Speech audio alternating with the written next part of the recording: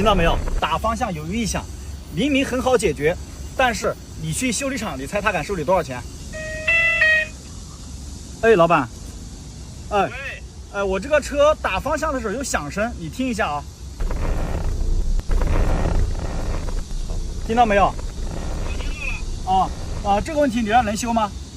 能修啊。怎么修？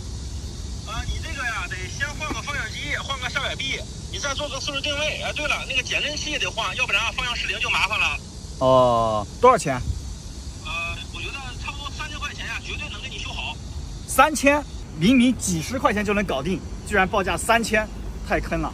今天呢，我就来跟大家分享汽车上几种异响到底怎么解决。注意看啊，以后你的车遇到这种问题就不会被坑了。第一，冷车启动时吱吱吱吱响，一般是这个皮带老化了，50块钱换一条皮带，问题就能解决。